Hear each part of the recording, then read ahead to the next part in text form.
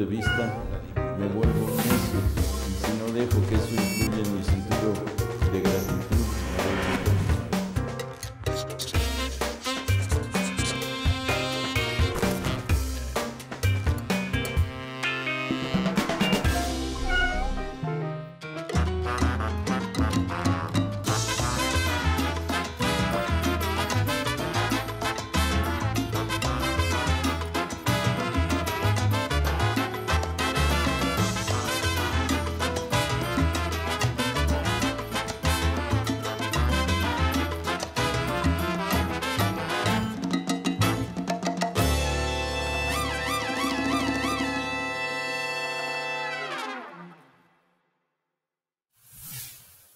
Hola amigos y amigas, estamos en esta transmisión con invitados y una invitada de súper lujo.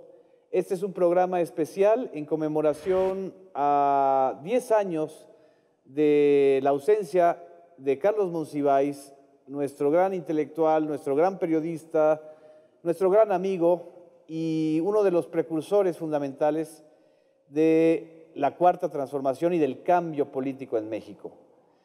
Este programa tiene como objetivo que podamos platicar y analizar el oficio de Carlos periodista como periodista, es decir, el oficio de Carlos, autor quizá de la columna más antigua, que fue incluso lo último que escribió antes de fallecer, la columna de Por mi madre Bohemios, una noche de marzo del 2010 en una sala del Hospital de Médica Sur. Carlos y yo corregíamos su última entrega para la revista Proceso de la columna Por mi madre Bohemios. Ni él ni yo sabíamos que iba a ser la última columna. Él no esperaba lo que sucedió y las complicaciones de salud que tuvo. Pero eso indica el oficio y el amor que tenía Carlos por el periodismo. Y de esto se trata esta plática, por eso estamos aquí, estamos con Elena Poniatowska. Muchas gracias, Elena, por estar aquí con nosotros. Muchas gracias. Está con nosotros Fabricio Mejía. Muchas gracias, Fabricio. Hola, gracias por la invitación. Hola, Elena. Hola, Jesús. Hola, Genaro. Y también con Jesús Ramírez Cuevas. Muchas gracias, Jesús. ¿Qué tal? Un saludo, Elenita, Fabricio, Genaro. Yo planteo este primer cuestionamiento y me gustaría, sobre todo en el caso de Elena, que nos pudiera recordar, Elena, el inicio o aquella época en que Carlos y tú prácticamente reporteaban, aunque estuvieran en ámbitos distintos, concurrían reporteando o revisando textos y crónicas. ¿Qué recuerdos tienes de ese Carlos Monsiváis en sus inicios como periodista? Bueno, me parece que el primer texto de Carlos fue el de la manifestación de Arbenz, a favor de Arbenz, que asistieron Diego Rivera y muy enferma ya, con una mascada así muy, muy triste, Frida Kahlo. Y Carlos asistió y le impactó muchísimo y fue a esa manifestación. Creo que, no recuerdo si marchó, pero Carlos yo lo recuerdo en 1900, yo creo que era 55, 54, por ahí. ¿Qué? 54. 1954. Y lo recuerdo que él y José Emilio Pacheco estaban siempre juntos. Carlos, como él era con muchísimo pelo así chino, negro, y con su camisa toda por ningún lado, y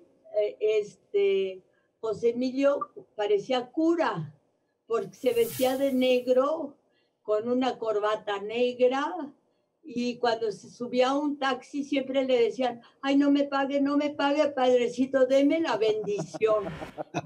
A mí siempre me dijo que yo decía una mentira cuando yo contaba eso, pero yo lo recuerdo así. siempre estaban los dos juntos acechando el momento en que Octavio Paz saliera de la Secretaría de Relaciones Exteriores, porque se atravesaban y había un Kikos. Ya no existen los Kikos, pero te daban un café con leche de este alto, con un popote. Y él los invitaba, yo creo, a tomar un café con leche. Y bueno, Octavio Paz era como la gran, pues el dios, no olvídate, todos los dioses aztecas no eran, era el becerro de oro, no era así, una cosa maravillosa y todos lo adorábamos. Y también, claro, Carlos y no se diga José Emilio, aunque Paz no trató muy bien ni a José Emilio ni a Carlos. Y tú ya estabas reporteando, ya tenías tus colaboraciones en Novedades, si no me equivoco. Yo ya escribí, empecé en Excelsior. En Excelsior. Cuando estaba Rodrigo de Llano, que decían que hacía el periódico en el restaurante Ambassadeur, el que estaba abajo, porque se echaba un whisky tras otro, y así le salía de bien el periódico. Estaban dos jóvenes, que era Julio Scherer García y Becerra Costa, los dos. Becerra Costa era más importante porque era hijo de un señor Becerra Costa que estaba ahí, que era un mandamás. Y luego ya estaba, pues yo conocía a Carlos con José Emilio. Yo nunca lo vi separado de José Emilio durante por lo menos 2 años o 3. Sí.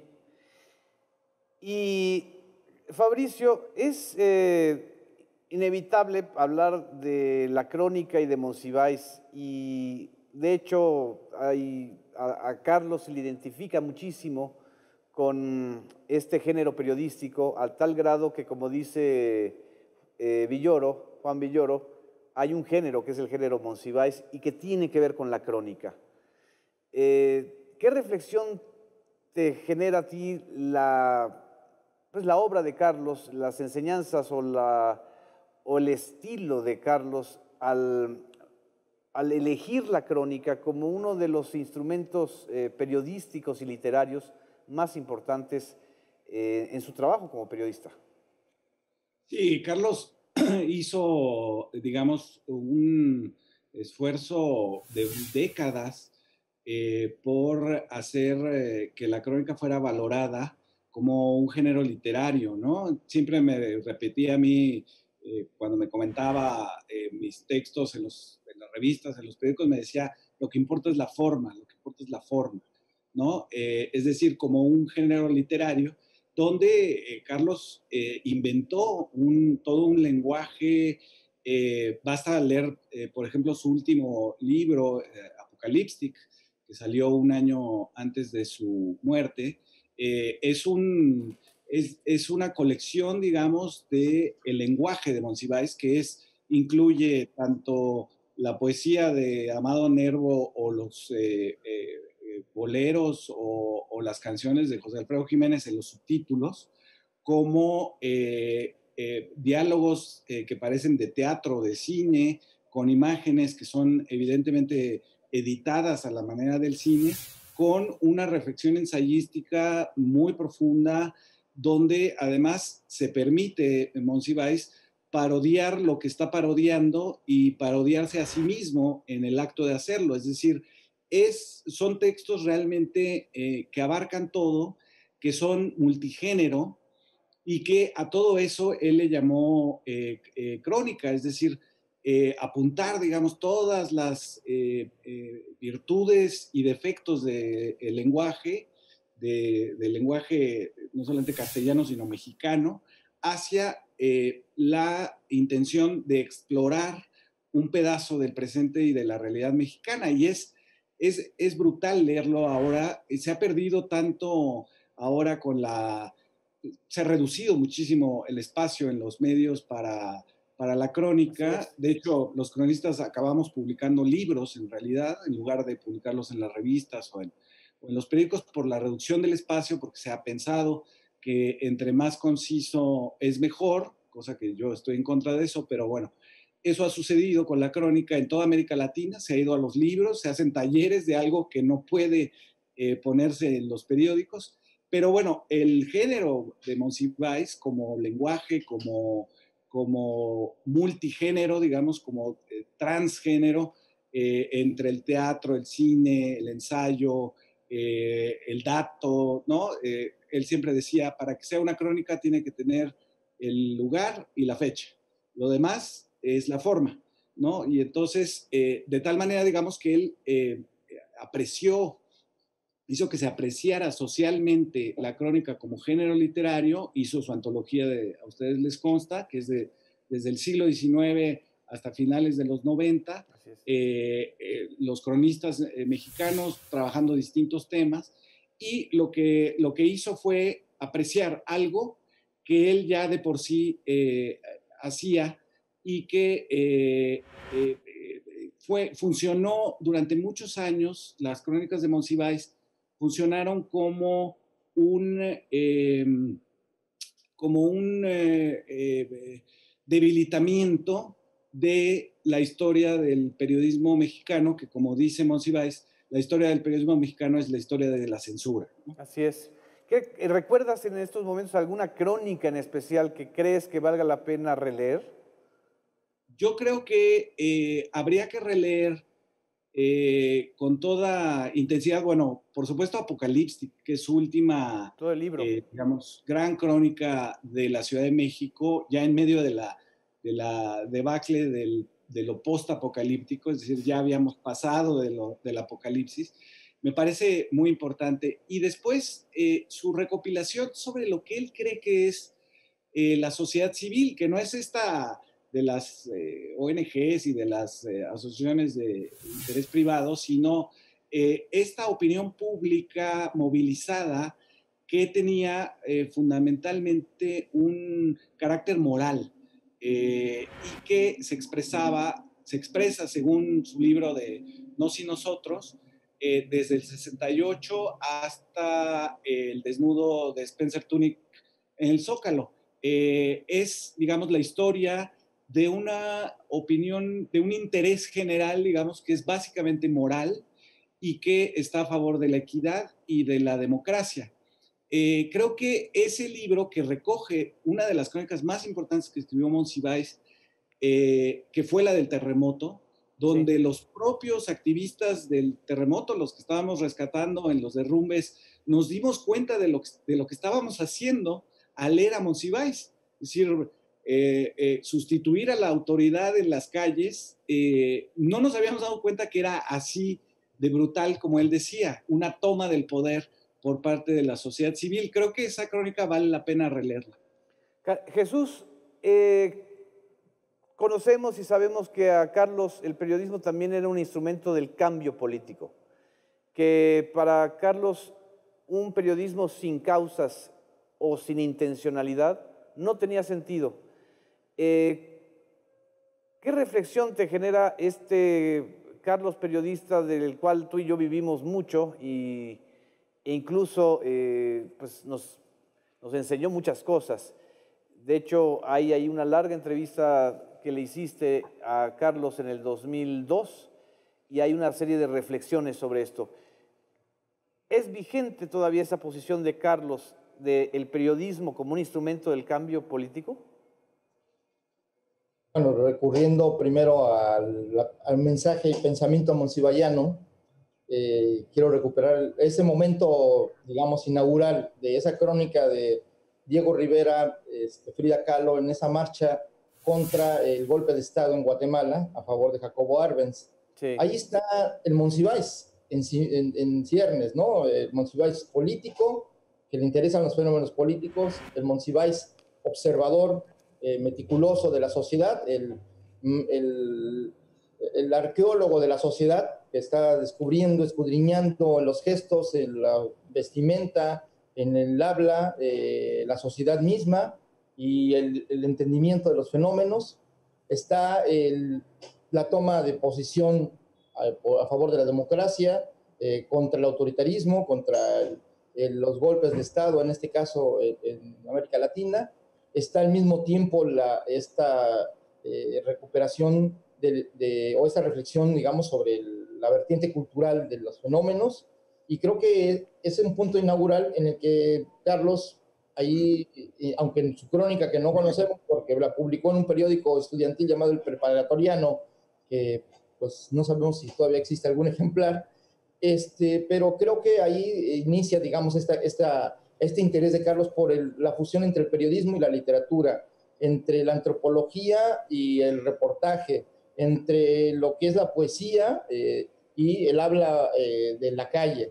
Entonces, ahí, digamos, Carlos es un periodista y un autor literario, es un escritor, que el periodismo, digamos, el acontecer que frente a sus ojos se presenta, pero toda su elaboración intelectual respecto a lo que él ve, pues es el resultado de sus crónicas. Entonces, evidentemente el personaje Carlos Monsiváis como entidad política, como ciudadano, preocupado por las causas cuyo motor era la indignación moral, es decir, frente a la injusticia, frente a los actos autoritarios o arbitrarios, frente al abandono de la gente o de las clases populares, pues esta indignación moral era su motor, digamos, para construir una respuesta que desde la medida de sus posibilidades, que era el propio periodismo, ¿no? Entonces yo creo que su preocupación siempre fue unir el arte con la observación periodística, unir el lenguaje periodístico con el lenguaje literario y al mismo tiempo recuperar esta idea de la cultura popular como digamos, como una parte importante y constitutiva de la sociedad, y por eso tiene una virtud que frente a otros cronistas que no tienen, que es la capacidad, tenía un oído especial para el habla popular, para el habla de la calle, y logró colar el habla popular, el pensamiento, la lógica al periodismo y a la literatura, en este caso, que son sus crónicas. A ti te tocó también el Carlos entrevistador. Es decir, Carlos pocas veces lo hizo, pero cuando lo hacía era tremendo. Aquella entrevista con el subcomandante Marcos, o aquel encuentro con el subcomandante Marcos, ¿qué destacarías de esa parte de Carlos como entrevistador? Bueno, ahí fue el encuentro de dos ídolos, el encuentro de dos símbolos, el encuentro de dos trayectorias críticas, y que finalmente era, aunque no pareciera, la reverencia del alumno del maestro.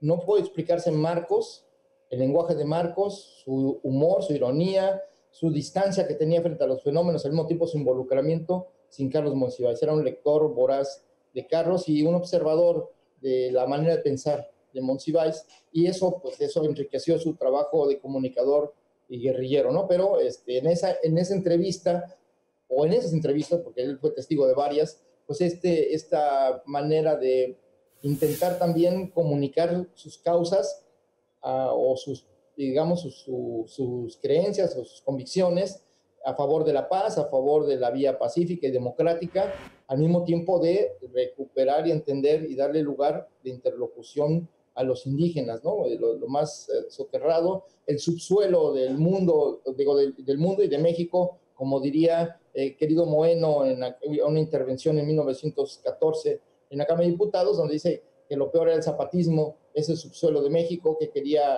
tomar el poder y tomar la Ciudad de México. Entonces, creo que Carlos siempre tuvo esa comunicación entre la alta cultura y ahora sí que el subsuelo de México y todas sus vertientes y grises, ¿no? Creo yo que en ese sentido, una de sus crónicas emblemáticas al respecto, en relación al ejemplo civil frente al autoritarismo, es la crónica de la Marcha del Silencio del 68, y por el otro lado, bueno, efectivamente, como dice Fabricio, su pensamiento, reflexión crónica del temblor, que al mismo tiempo creó una realidad. Muy bien. Que en esto se parece mucho a Wittgenstein, que le encantaba tanto que lo que puedes nombrar existe. Y cuando él habla de que la toma de poder y el nacimiento de la sociedad civil se da como magia, el surgimiento de la sociedad civil y la autoidentidad de la sociedad militante y que lucha como sociedad civil. Muchas gracias. Vamos a un corte para hacer el primer bloque de Carlos Monsiváis, el periodista.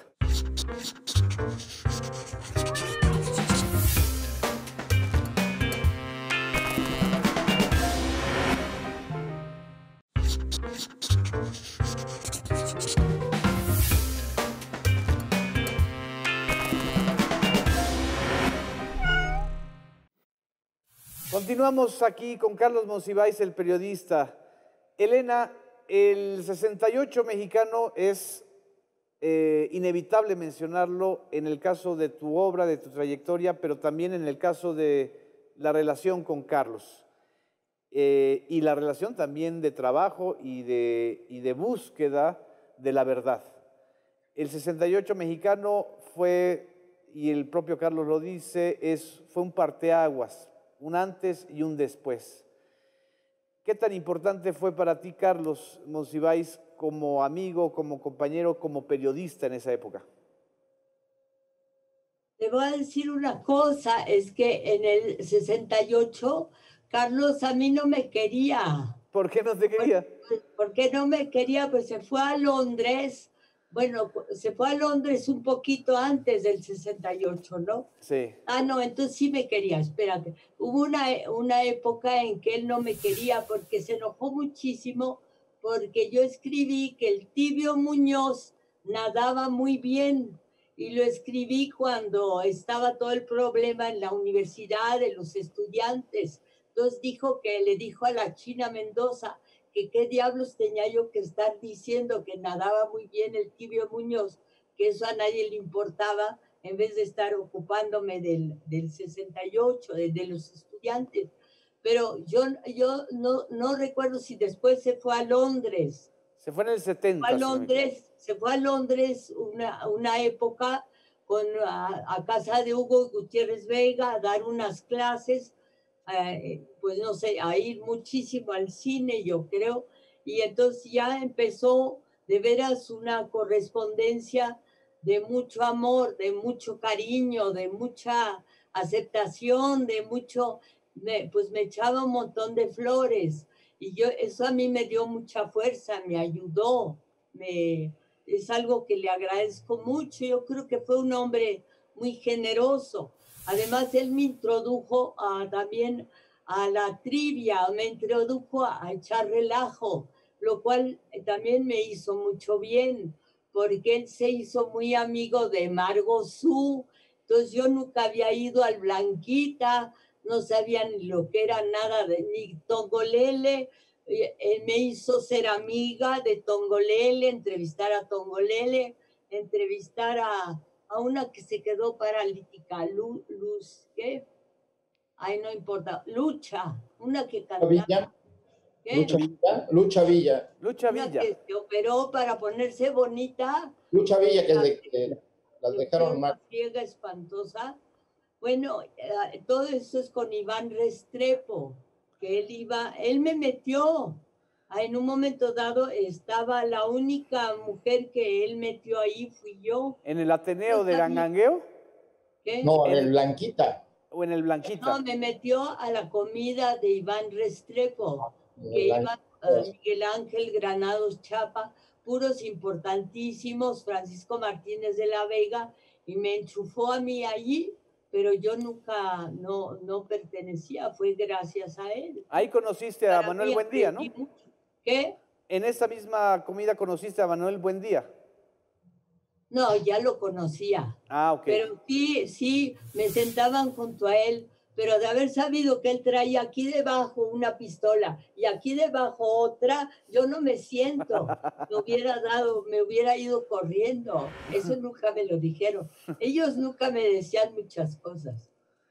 Y te hacía, Carlos, lo que nos hacía seguramente a Fabricio también y por supuesto a Jesús y a mí. No te hablaba en la mañana para advertirte si ya habías leído tal nota, si ya estabas al pendiente de tal chisme periodístico. Sí, se enojaba, si no, le decía yo, ¿quién es el diputado López Sánchez? Pero ¿cómo es posible que no sepas quién es el diputado López Sánchez? Es que no estás atenta, no lees y todo eso. Me ponía como camote, pero de todos modos, yo siempre sentí un gran apoyo de su parte. Te digo, las cartas que más me han animado en la vida, las que más me echan tantas flores que no las puedo ni enseñar, son de Carlos, desde Londres, ¿no? ¿Cuántas cartas son? Alrededor. Ay, pues, no sé, han de ser como 10. ¿Y nunca las has publicado? No, como 8. ¿Nunca las has publicado? Se las voy a dar, yo creo, a Marta Lamas o algo así. ¿O al Museo del Estanquillo? Ah, bueno. Sí, se los puedo dar ahí. Exactamente. Bueno, donde digan. Donde tú quieras. Y en esas cartas es donde la relación de Carlos contigo se estrecha. No, se hizo antes, porque siempre estábamos juntos tres.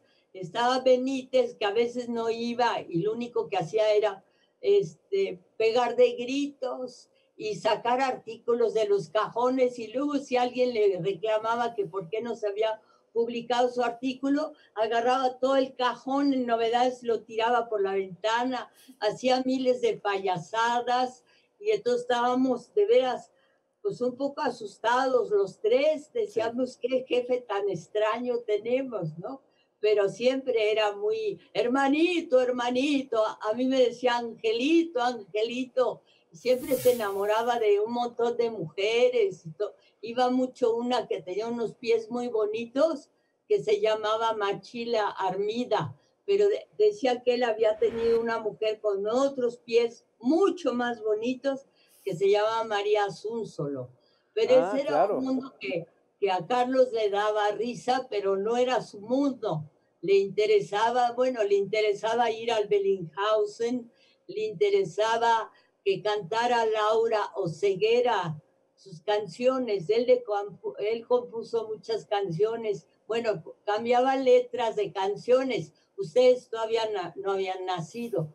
Entonces, cantaba mi curul, pasarán más de 1000 años, mi curul, él le cambiaba totalmente esa se llamaba Sabor a PRI. Sabor a PRI, y entonces esa los cantaba ella con voz así muy modulada, muy educada, se oía rarísimo, chistosísimo, y él hacía, pues él tenía un lado de su vida muy grande de ver a los demás como los habría visto un José Guadalupe Posada, pero sin la muerte. Exacto. No había nada había en él, sí, él se burlaba de todo el mundo. Yo creo que te hablaba tempranísimo en la mañana y al rato se burlaba de ti, con el otro, con quien hablaba y luego con el otro. Era una cadena, ¿no? Cruzaba información. Yo creo que fue el mejor periodista telefónico que he conocido en años. No sé si tú opines lo mismo, Fabricio o Jesús. Sí, a mí me tocó esto que dice Elena de que te decía cosas del diputado López Sánchez a mí me tocó en un viaje que hicimos varios, entre ellos Villoro, a Berlín, porque la ciudad invitada ese año a la exposición de Berlín era la Ciudad de México, y fuimos, y entonces en la mañana en el hotel estaba nevando, Carlos me preguntó qué opinaba yo sobre las declaraciones del secretario de Salud sobre el SIDA y los retrovirales, y le dije, pero ¿tú cómo sabes qué dijo el secretario de Salud? Pues si estamos en Berlín, llevamos 3 días aquí, y entonces me di cuenta que él seguía haciendo exactamente lo mismo que hacía en la Ciudad de México, es decir, ya había leído los periódicos y pedía tu opinión, ¿no? O más bien te quería restregar en la cara que tú te habías desvelado y que no habías todavía podido abrir la jornada, ¿no? De manera virtual. Y entonces era efectivamente yo lo definiría como voraz en muchos aspectos, es decir, era voraz ahora que Elena hablaba de las cartas, una de las citas, digamos, de esas cartas que le mandaba a Elena, es una cita donde Carlos le dice, leo un libro al día, veo 3 películas, me lleno de revistas en una improbable carrera hacia el periodismo, dice. Y entonces, efectivamente, esa voracidad nunca se le terminó. No solamente era la voracidad por leer, por ver películas, por estar enterado de las declaraciones de todo el mundo, sino además, en otra parte del día, estar enterado de la noche mexicana, de los antros, de esto que dice Jesús sobre este oído espectacular que tenía para el lenguaje popular y para combinarlo con el lenguaje poético de altura, era precisamente porque era de una voracidad impresionante con el lenguaje, ¿no? Y también un hombre muy interesado en la política, es decir, sin que a él le hubiera gustado o le gustara ser actor político en el sentido de ser diputado, senador, funcionario, estaba muy pendiente de los actores políticos y de los actores sociales. A mí me tocó ver muchas veces que Jesús lo dejaba apantallado porque sabía muchísimo de los movimientos sociales. Y luego él me decía, bueno, dime algo para que yo pueda humillar a Jesús, porque no podía haber alguien que estuviera más informado que él. Era una cosa de veras impresionante. No sé si recuerdas eso, Jesús.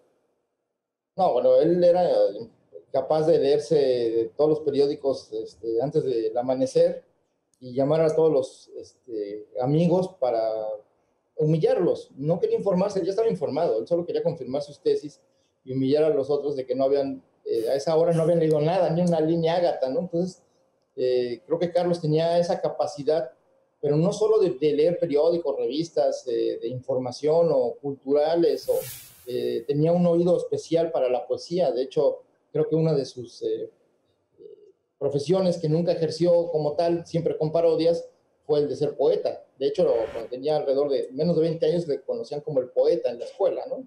Era el poeta porque sabía, recitaba, tenía muy buena memoria, evidentemente, implacable, pero también era capaz de leer cosas infames como, no sé, el teleguía, las fotonovelas, haberse leído los cómics. Y entonces, leía el suplemento de universidades del periódico Reforma, porque decía que era el mejor compendio del racismo mexicano. Se lo leía completito. Completito.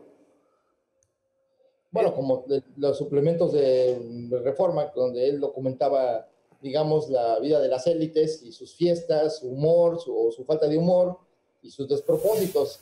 Tenía esa curiosidad. Creo que eso es lo que lo hace más periodista que otra cosa. O sea, bueno, su capacidad de síntesis y todo, pero esta curiosidad infinita.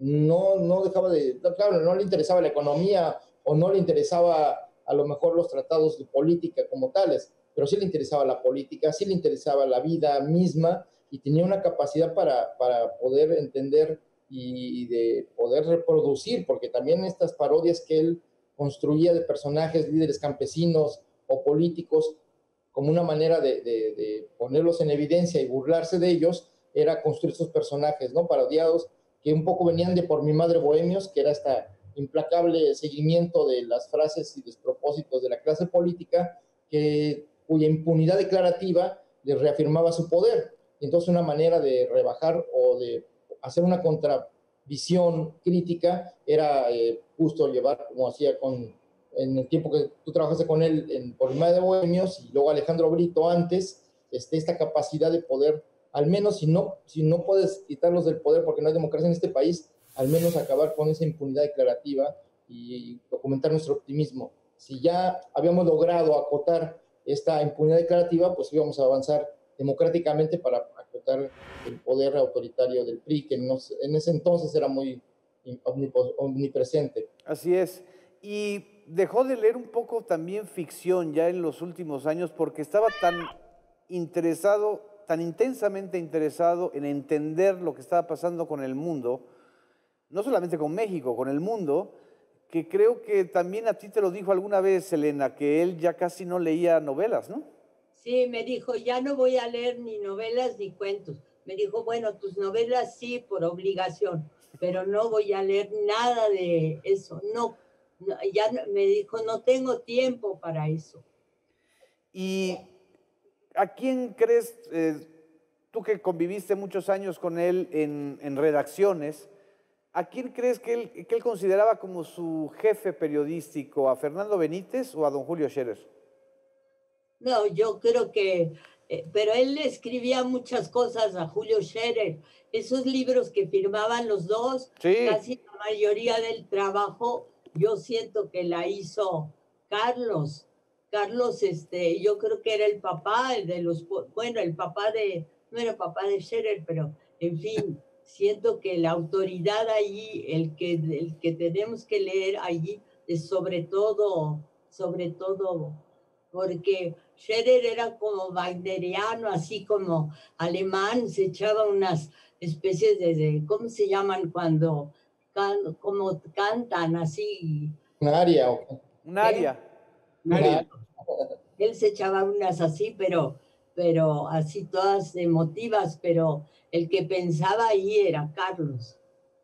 Y siempre Yo creo estuvo que, él. yo creo que Benítez sí influyó en él. Benítez tenía una curiosidad periodística, sus libros Los Indios de México, en fin, tiene muchos reportajes, otros libros, que creo que ahí Carlos sí abrevó en términos de su Sí, pero bagaje. también intervinieron mucho en todo lo que hacía Benítez, intervinieron tantísimo José Emilio Pacheco. Al final José Emilio Pacheco prácticamente reescribía las cosas y Carlos también intervenía y el propio Benítez decía, los que fueron mis discípulos ahora son mis maestros. Así que la verdad no era nada. Yo creo que entraron ellos sabiendo muchísimo de su de por sí, ¿no? Muchas gracias. Vamos a un corte y regresamos en un momento para continuar con nuestra charla.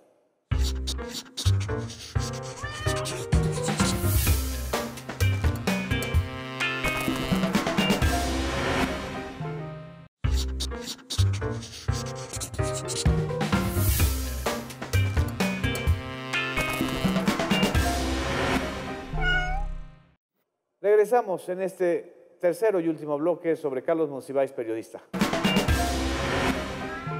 Él fue el impulsor de muchos proyectos periodísticos que todavía están vigentes. Algunos desaparecieron o se perdieron, como el caso del 1+1 o como el caso de la revista Siempre, pero ahí está el proyecto de La Jornada. El proyecto de La Jornada donde él fue no solamente un colaborador, sino un impulsor. ¿Cuántos otros proyectos consideran ustedes que todavía son herederos de ese periodismo de Carlos? Fabricio. Yo creo que la idea, digamos, ya perdida del suplemento cultural Sí. es una idea que surge de esas reuniones en la zona rosa entre Carlos Fuentes, Fernando Benítez, Monsiváis, José Luis Cuevas. Son el germen, digamos, de una idea que es tener un suplemento cultural en los periódicos los domingos. Él fue promotor de muchos de ellos, tanto del 1+1 como de La Jornada, hasta la primera época del Confabulario del Universal. Y era la idea, digamos, de tener no solamente un escaparate para los escritores, los pintores, los fotógrafos, sino también para abrirse al mundo, ¿no? Ahora que recordabas el suplemento de Siempre, fue un suplemento muy importante porque abrió a la traducción de textos en lengua inglesa, sobre todo, sobre política, sobre crónicas, sobre literatura, y además tenía, digamos, una causa, el suplemento cultural, ¿no? Y tú lo ves claramente en esa discusión casi épica, o al menos así la leí yo de joven, cuando se retomó, digamos, esta polémica que hubo en torno a las declaraciones de Fernando Benítez sobre que había que apoyar a Luis Echeverría porque si no habría un golpe de Estado en México, que respaldó Carlos Fuentes y que armó una polémica. Octavio Paz. Exacto, una polémica muy interesante con la gente de Paz, que estaba en plural, y que, digamos, por primera vez se discutió públicamente cuál era el papel de los intelectuales frente al poder, y me parece que es una polémica que hay que seguir rescatando porque sigue muy vigente, y esto se hizo a partir de los suplementos. Se abrieron los suplementos a esta disputa y este debate duró meses.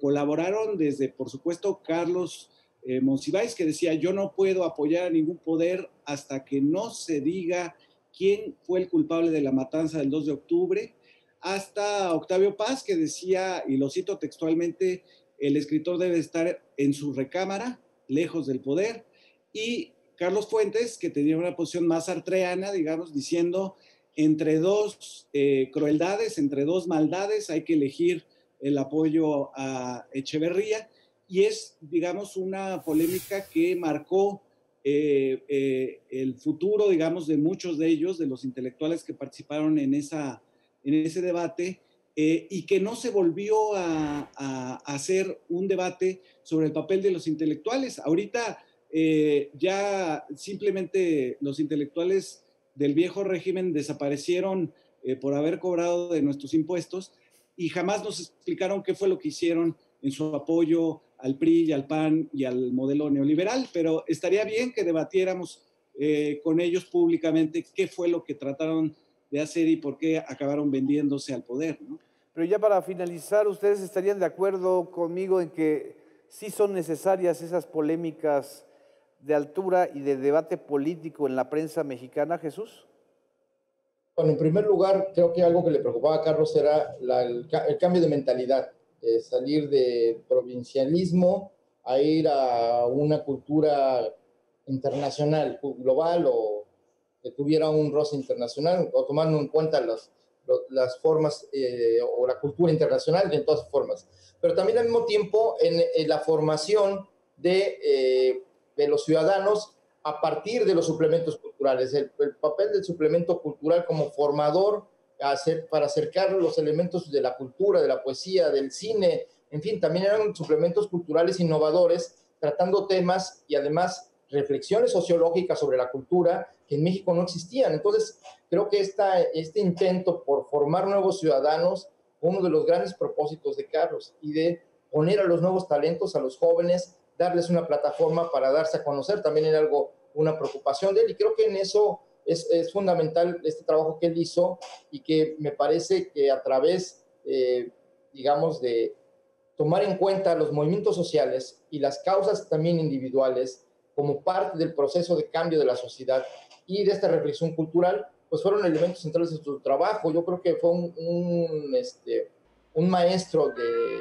la patria, por decirlo así, porque siempre se preocupó por las instituciones culturales, siempre se preocupó por la formación cultural de los líderes sociales, de las capas populares, pero también de las nuevas generaciones. Entonces, sus preocupaciones eran en torno a cómo tener un mejor país, digamos, en materia periodística, cultural, etcétera, y evidentemente un país democrático y que respetará a los demás en su diversidad, y por eso siempre su impronta antiautoritaria y contra también el dominio ideológico sobre las personas, y también el respeto a las libertades individuales y al libre ejercicio de la sexualidad y de toda la creatividad. ¿Qué última reflexión te genera, Elena, pues sí, a 10 años? Yo creo que, por ejemplo, la jornada le debe todo a Carlos Monsiváis. Creo que a cada rato Carmen Lira lo consultaba, se comunicaba con él. En fin, él daba directivas, él sabía hacer un gran periódico, y además tenía una mentalidad muy amplia, era un hombre.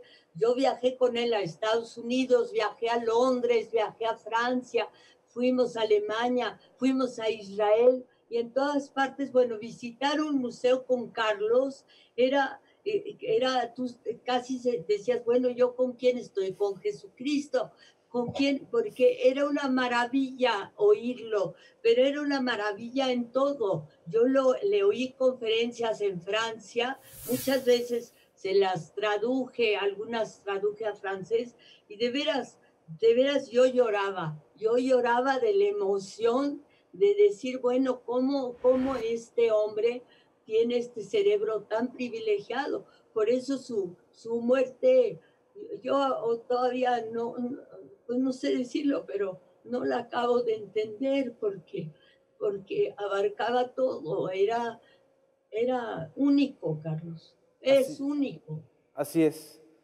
Pues muchas gracias. Con estas frases creo que podemos terminar esta reflexión conjunta. Y pues les agradezco mucho, Elena, te agradezco muchísimo. A Jesús, muchas gracias. A Fabricio. Y bueno, pues aquí terminamos un programa de varios que vamos a hacer sobre Monsiváis periodista. Muy bien. Un gusto. Saludos. Suerte. Gracias.